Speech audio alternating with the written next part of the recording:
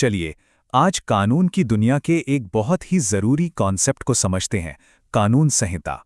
सोचिए जरा, किसी भी सभ्यता को, एक समाज को आप ऑर्गेनाइज कैसे करते हैं? ये एक बहुत बड़ा सवाल है ना? ये वो बुनियाद है जिस पर बड़ी बड़ी सिविलाइजेशंस खड़ी होती हैं। और इसका जवाब एक बहुत ही पावरफुल आइडिया में छिपा है, एक संहिता, यानी कि एक कोड में। तो चलिए, इसी में थोड़ा और गहराई से उतरते हैं। बात करते हैं पहले हिस्से की, समाज के लिए एक रूल बुक। तो सवाल उठता है कि ये कानून संहिता या लीगल कोड आखिर होता क्या है? अच्छा, इसे ऐसे समझिए जैसे ये समाज की एक मास्टर रूल बुक हो। मतलब ये कानूनों का एक ऐसा सिस्टमैटिक कलेक्शन है जिसका मकसद होता है कानून की पूरी प्रणाली को एक ही जगह बड़े विस्तार से कवर कर लेना। और यहीं पर बात थोड़ी और इंटरेस्टिंग हो जाती है।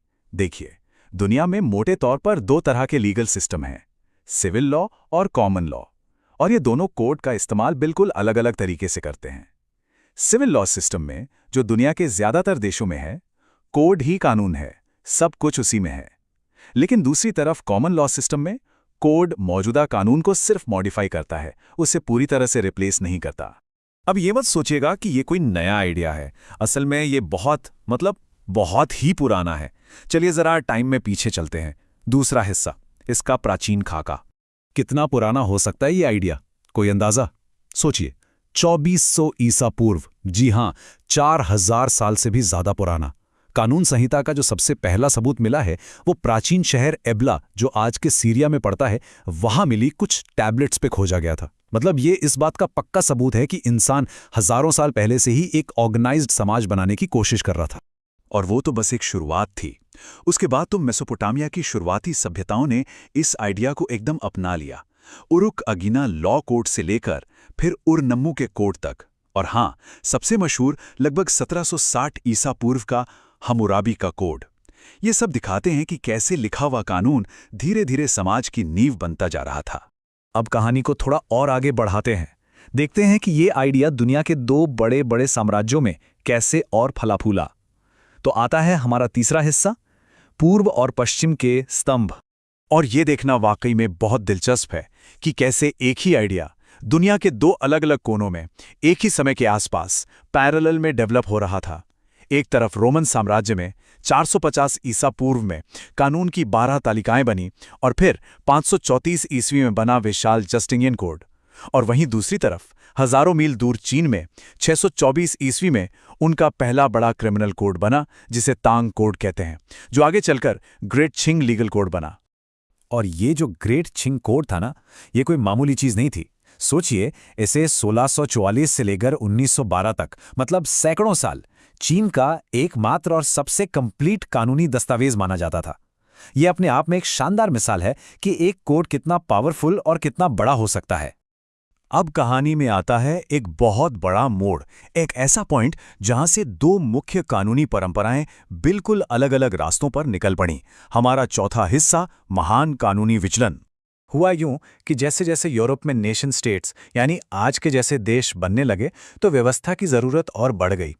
जिन देशों पर रोमन परंपरा का असर था, उन्होंने हर चीज के लिए एक कंप्लीट कोड बनाने का रास्ता चुना। लेकिन अंग्रेजी परंपरा ने एक बिल्कुल अलग ही रास्ता पकड़ा, और इसी ने आज की कानूनी दुनिया को वो शक्ल दी है जो हम देखते हैं। तो पहले बात करते हैं सिविल लॉ के रास्ते की। ये पूरी तरह से रोमन कानून पर आधारित था। फ्रांस का जो मशहूर नेपोलियन कोड है 1804 का, उसी तरह के कोड्स के साथ ही पूरे कॉन्टिनेंटल यूरोप में फैल गया। इस सिस्टम में, जैसा मैंने पहले कहा, कोड ही कानून का प्राइमरी सोर्स है और वो हर चीज को कवर करता है। और देखते ही देखते ये परंपरा दुनिया भर में फैली, यहां तक कि जापान और चीन जैसे देशों पर भी इसका गहरा असर पड़ा।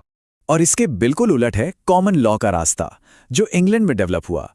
यहां कानून जज के फैसलों से बनता है, जिसे प्रीसिडेंट कहते हैं। मतलब एक केस में जो फैसला हो गया, वो आने वाले वैसे ही केसों के लिए एक नजीर बन जाता है, एक गाइडलाइन। तो इस सिस्टम में कोड का काम पूरे कानून को बदलना नहीं होता, बल्कि जो कानून पहले से है उसमें बस कुछ बदलाव करना या कुछ नया जोड़ना होता है। अमेरिका और ऑस्ट्रेलिया इसके सबसे बड़े उदाहरण हैं। तो सवाल यह है कि आज के मॉडर्न दौर में इन कोड्स की क्या अहमियत है? चलिए इसी पर आते हैं, हमारा आखिरी हिस्सा, आधुनिकता में संहिता। ये चार्ट पूरी कहानी को बिल्कुल साफ कर देता है। आज दुनिया में लगभग 60% लीगल सिस्टम सिविल लॉ वाले हैं, जहां कोड ही सब कुछ है। करीब 30% कॉमन लॉ को फॉलो करते हैं और बाकी 10% में मिक्स्ड सिस्टम्स हैं। ये आंकड़े साफ साफ दिखाते हैं कि यूरोपीय प्रभाव दुनिया भर में कितना गहरा और कितना फैला हुआ रहा है। तो आखिर में सवाल यही है कि ये कोड आज भी इतने ज़रूरी क्यों हैं? कई वजह हैं। एक, ये कानून को आम लोगों के लिए ज़्यादा आसान और समझने लायक बनाते हैं। 2, ये एक डेमोक्रेटिक तरीका देते हैं कानूनों को बनाने और बदलने का। 3, ये समाज को चलाने के लिए एक क्लियर, ऑर्गेनाइज्ड ढांचा देते हैं। और हाँ, सिविल लॉ सिस्टम्स में तो ये प्राइवेट लॉ की बुनियाद ही होते हैं। तो आज इस बातचीत को हम एक बहुत बड़े सवाल के साथ खत्म करते हैं। आर्टिफिशियल इंटेलिजेंस और ग्लोबल नेटवर्क्स के इस दौर में आने वाले कल की कानून संहिता कैसी दिखेगी? क्या वो एक ऐसा जीता जागता डॉक्यूमेंट होगा जो टेक्नोलॉजी के साथ साथ रियल टाइम में खुद को अपडेट करता रहेगा? ये एक ऐसा सवाल है जो आने वाले समय में कानून के भविष्य को पूरी तरह से बदल सकता है।